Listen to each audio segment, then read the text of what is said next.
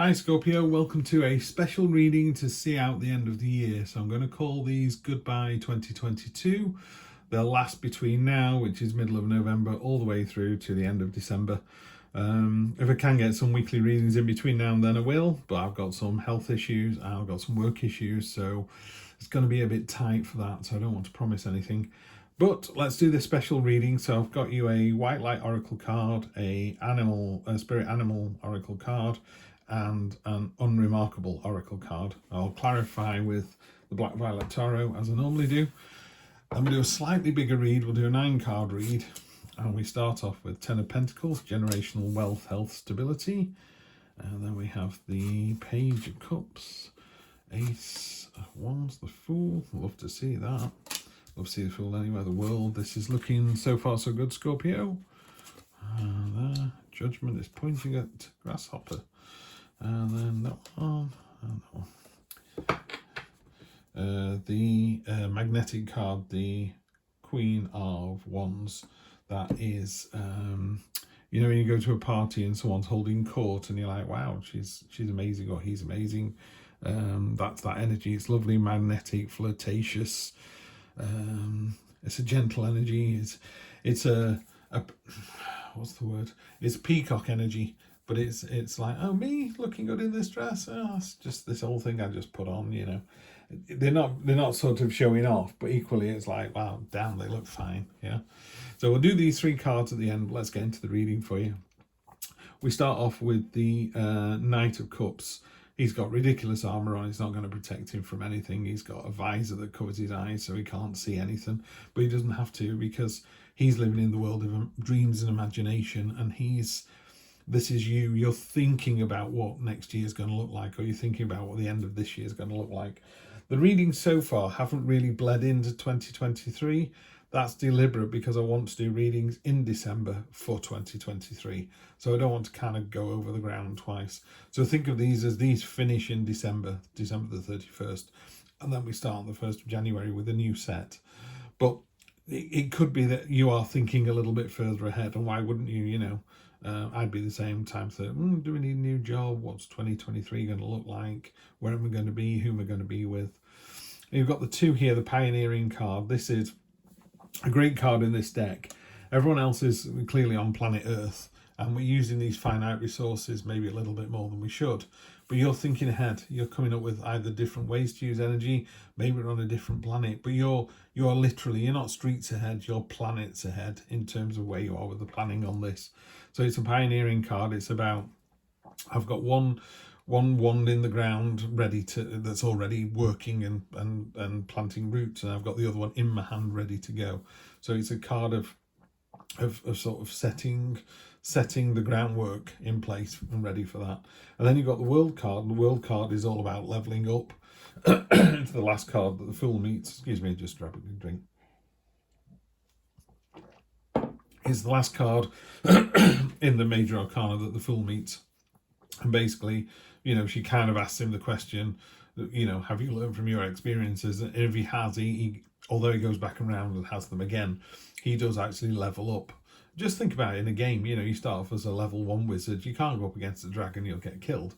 But you can go up against, you know, imps and goblins and work your way up to trolls, and trolls to mountain trolls to dragon. You know, and it's that kind of leveling up every time.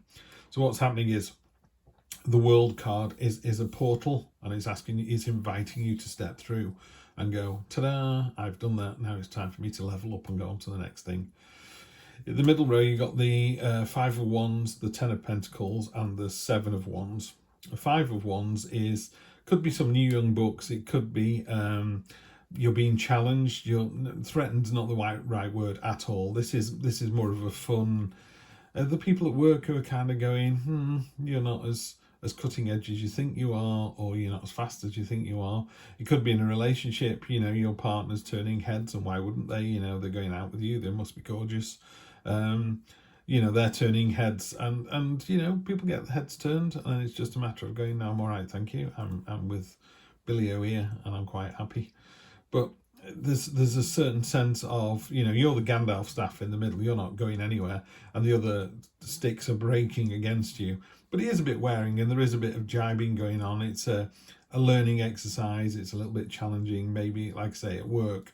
Maybe some new young people coming onto the team that are shaking things up a bit, you know, for the right reasons. But equally, I can imagine people going, I'm not sure I'm totally happy about this. The 10 of Cups in the 10 of Pentacles in the middle is happy generational stability. You know, I mean, how wealthy do you need to be to buy an elephant?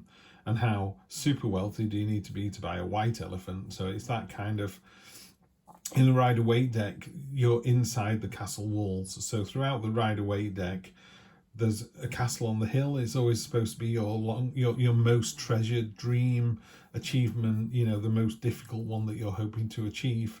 And you've achieved it. You're inside the castle walls, and you're there with the grandfather and the children and the dogs, and everything's very happy, and the money's hanging from the ceiling, you know, and it's all joyful. And what it talks about is this generational stability, this idea that you've got abundance, and that abundance isn't going anywhere, and the confidence that comes with that. So it's the exact opposite of a scarcity mindset. You don't have that mindset anymore. You know that you're protected. You know the universe is looking after you. You've got money in the bank. You're in a good job, or there's money coming through, or whatever. Or you're in a house and the mortgage is paid off, or you're living with your parents and they're comfortable. There's just this sense of this comfortable air of security that you've got. It's not worrying where the next meal's coming from.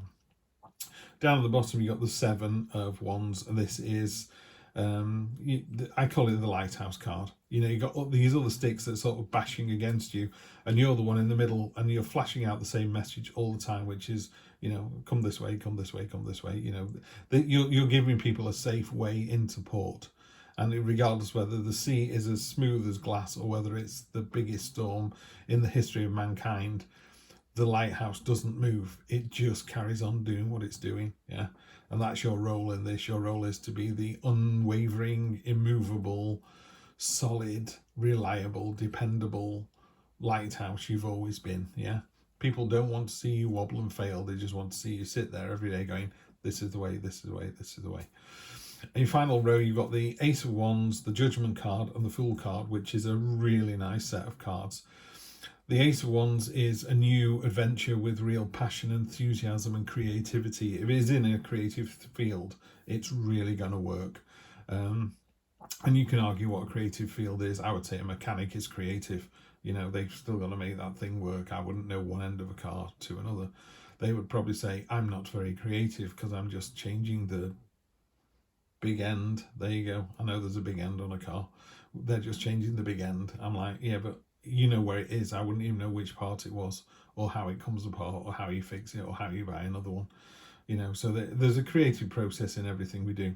But ultimately, that card is talking about doing something with real passion, enthusiasm, and creativity.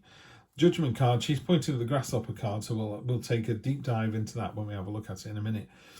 She can't be swayed. She's wearing a blindfold. She's an intersex being. You know, you're not going to be able to buy her off. You know, people say, I'm very powerful. She said, well, I've got a crown. I used to be powerful. And he's like, but I did it because of my lovers. She said, well, I've been hurt in love before. I've got the wounds to prove it. So you can't sway her. In the cold light of day, you will be called to judgment. And, you know, again, traditional Rider-Waite deck, it's people coming out of their coffins, you know, and it's coming out of yourself. It's moving on. It's leveling up. And finally, we've got the Fool, which is 0 in the tarot. And the Fool goes all the way through these adventures. He meets judgment. He's called to judgment. He meets the Strength card, and you know, he meets spiritual parents, earthly parents. He experiences death, temperance. You know, all of those things. The sun, the moon, the High Priestess. He has all these adventures and experiences. He ends up at the world, and then they have the conversation about, were you successful? Were you the better person? Then you level up, or could have done that better, back round you go. But in this position here, this is about jumping into the new adventure with both feet. Yours does feel like the only reading that's talking a little bit about 2023. It feels to me like you've got a slightly longer term plan than the other 11 signs. It's like you're thinking about January, February, March. You're thinking about out to Easter next year. These readings were basically just November to December, which is fine. You know, if that's the way the reading goes, I'm happy with that. So yeah, I've got a feeling here that you've got something going on. The other thing, the Fool, literally, the Fool will say in many of the cards, take a leap of faith. You know, in many of the tarot books, that's what the Fool is supposed to do. He takes a leap of faith, he jumps into the unknown, doesn't know where he's going to land, doesn't care. You know, he's just going to go off and do it. Let's go to Hong Kong. Why? What do you mean, why? Get your ticket, let's go. I don't understand, just do it. You know, when we die on our deathbed, it's unlikely that you won't remember the Lamborghini, you'll remember the experiences you had with the Lamborghini. That Lamborghini is just a tool to get you the experiences that you're going to remember. It's experiences we remember, people and experiences. And, you know, having a watch for $600,000, it just leaves me cold. They both tell the same time. Have a nice watch by all means, but a watch for $600,000. I'm more ashamed for the person who made it. Why did you make a watch that expensive? I know, because you could sell loads, but why? Nobody needs a watch that dear. Anyway. We start off with the Knight of Pentacles. You've got this generational stability and wealth and happiness.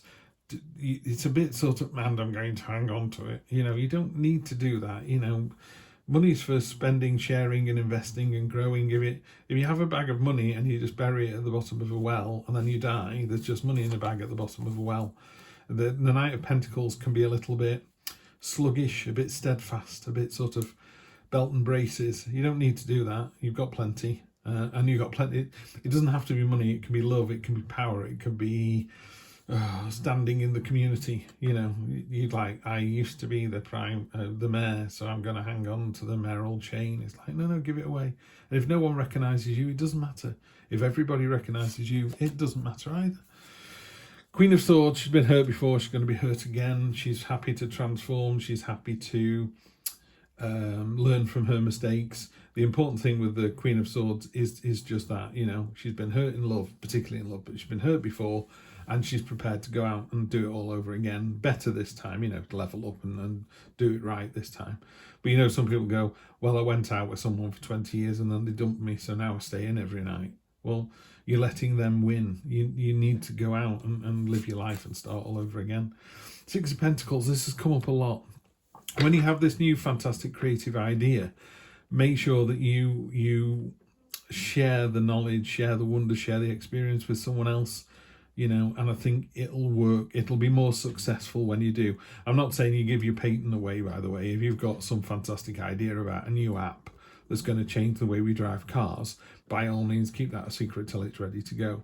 I'm talking more of a genuine kind of enthusiasm. When people are very enthusiastic about a start, it tends to bring people towards them. So I would just hold on to those people that come forwards. So then we have the Three of Pentacles on top of the Fool. It's going to be successful. Justice. So we've got Judgment and Justice on top of the World.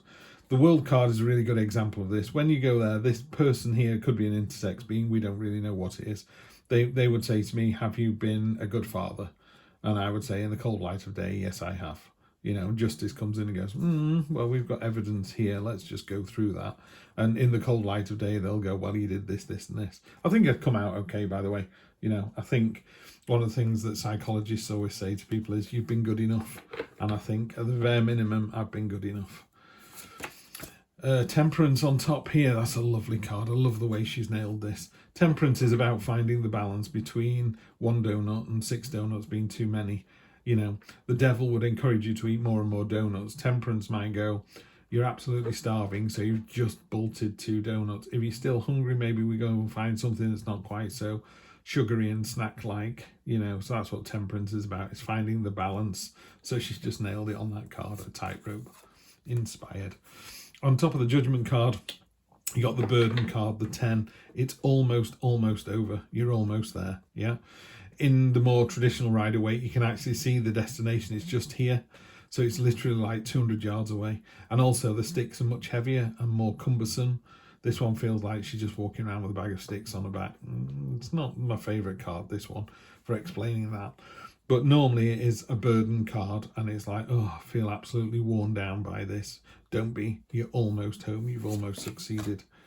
Eight of Pentacles, recognition for craftsmanship, reward, diligence. People are like, wow, check you out. You really know how to do this. And everything that goes with that. So it's a really nice card. It's a really honest card. You know, you've been doing the job. Someone says, can you give me 8 of these plates? And you've just made 8 of those plates. And they've gone, these are amazing. I'll pay you twice the price. And you go, no, the price is the price. And they go, even better, yeah? And someone's going to come along next week and take 16 and 32 and 64, and it's going to go and go and go. There's your creative idea.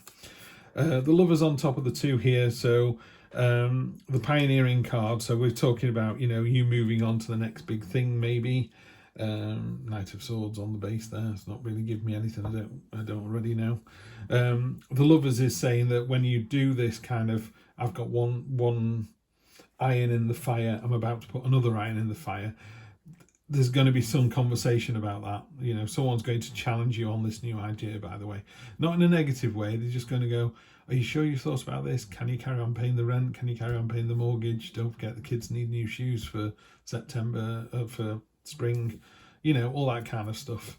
So you're just going to be challenged a little bit on this fantastic new idea that you've got, but you'll be fine. Right, let's look. We have Epsilon Modulation. We have Grasshopper Spirit, Take a Leap of Faith, which we need to register with the Judgment card, because she was pointing at that, and the Road Ahead. I'm not going to do anything but read these out because I've not had any of these decks very long. So I don't want to pretend that I know the answer to all of these, because I don't. I have had Epsilon Modulation before, but I have no idea what it means. 27, 28. Here we go. Gather your energies and go within to regenerate. Let your actions match your inner rhythms rather than trying to force yourself to keep pace with external cues. Commit to your own natural timing and pace. As you ground and connect to your center, you will realize your spiritual power to be at cause in any situation of concern. You have such goodness and light within you. Let go of shaming or blaming and embrace the spiritual beauty within. Like that. Let go of the shaming and the blaming. I love that. 30. Let's see, where are we now? Grasshopper. Right now you're poised to jump up into the next level of your life. Yeah, leveling up. And move forward into something even better than you could have ever imagined. When Grasshopper Spirit appears, it's a fortuitous time to take a leap into the unknown. That's exactly what it says here. The Fool is a leap into the unknown. For Grasshopper Spirit represents the innovative spirit that says, why not? And has faith in the powers of co-creation. You're being called to trust that this is the right time to go with that idea. Take risks, for abundance in all forms will show up for you. Jump up and forward with confidence, for Spirit has so much for you, so much in store for you, if only you take that leap. You know, I was going to say you couldn't make this stuff up, but you could. But, you know, let's have a look. The Road Ahead. This is not a very nice layout. It needs to be done better, this deck. It's one of the reasons I don't use it very much. The Road Ahead. That's this card here. The middle way, the balance between too much and too little. It's the journey to come. It's still too far to travel, but at least you know which way to head. In the 7 directions, it represents forward. So there you go. I think you're in for a really good 2023. Yours is the only card that reads like that. Just drawn this card off my oldest deck. Communication. Things are moving fast. There's some news coming in. Scorpio, you are in for a very, very interesting few weeks. As I said at the start of this reading, I may or may not be around between now and the end of the year. If I am, I shall do short weekly readings as I've done before. I'm going to try and do a big reading for the whole of January, and I'm going to try and do monthly readings from now on, I think, because these take up a lot of time. But I do appreciate you coming to the channel. Every like, share, subscribe really helps me. I will carry on doing it until I've only got 1 subscriber left, and then me and that person will just rule the world. Hopefully it'll be you. Have a fantastic time between now and the end of the year. Happy holidays if you celebrate them, and I will see you in 2023. Take care.